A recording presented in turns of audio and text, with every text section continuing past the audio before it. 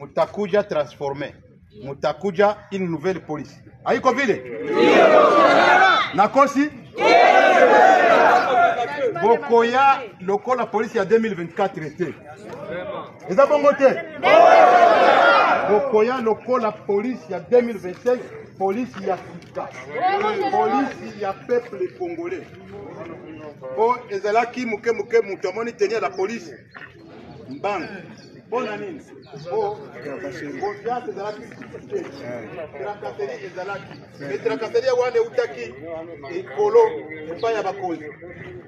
Ozo futamate, ozo luka kwanga sima ya population. Eza bongo te ezalaki. Le yango wana ba antivalere wana ifoye elonga. Esi la population tango komona biso confiance ezonga. Police ya sika na makambo ya nini? Ya sika. Eza bongo te? Na yango lelo bokokende. Bozokende na Goma po bokende kosala recyclage na bino pour quelques jours et après vous revenez au milieu de la même population. Attention qui okozonga biso na Bukavu te osali na Goma, c'est toujours la RDC. Eza bongo te? Attention qui okozonga na Goma te, ata Bukavu, ata Uvira, ata Butembo, eza RDC.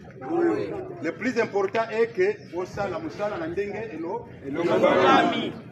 Na yango ozala prêt, bozokende na port, babato tozwi pona komema bino na Goma ezali, bokende na boboto nzambe ya likolo abatela bino. Amen. Ti bokomi na Goma kobanda recyclage na bino tina ndenge ekosuka nzambe azala sima na bino esila malamu boya tofanda totiana maboko to libere mboka na biso na maboko ya bakulu na cravate. Oyebi bango.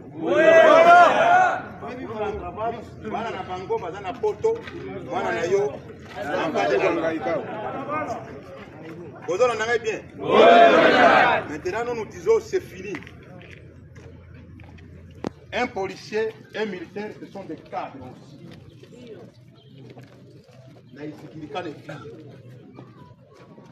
Il ne faudrait pas qu'un policier militaire soit un clochard dans son propre pays. Ça ne marche pas. Mais nous avons dit non, aller à la place de nous.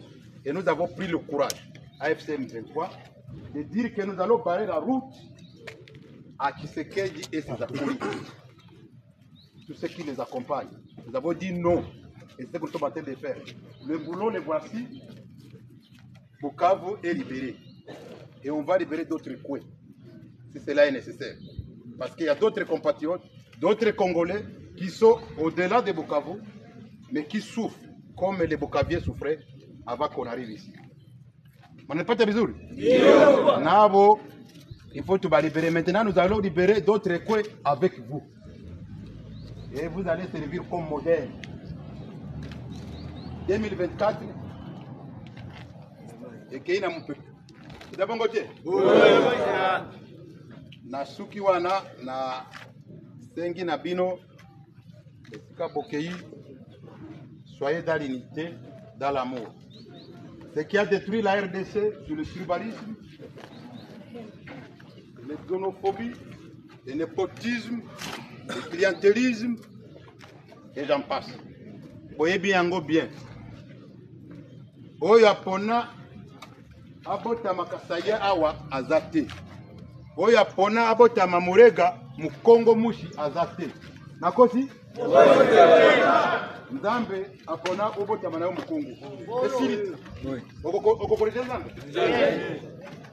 Sikoyo mutu ya Kasai, ya ba Kongo, mutu ya Katanga, baba Kongolete. Sikoyo ba politiciens bazokosa biso.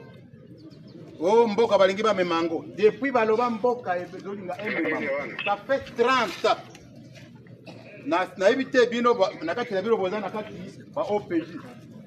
Bozali ko sambisa batu. Lolenge na ba biro. Est-ce que botikala ki komona parti esika FDC tekama? Nani amona facture yango? Esika moko te. Mende elobeli ya bakonzi maloba ezalaka lisusu te kaka kokosi. Nous avons 9 voisins. Les 9 voisins que nous avons, qu'il neige, qu'il pleuve, ils resteront nos voisins. Et ça bon côté? Bakoti kala ba voisin na biso ki yeso koya. Et ça bon côté? Oya kona kozala na yeso kazaka na yeso. Barwanje bazaifa na lokuna na watu. Baburunde babo ndenge moko. Baangolais, batanzaniens na bazambien ainsi de suite. Bato batika kokosa biso tolianaka tozongelaka batu kosala mabe.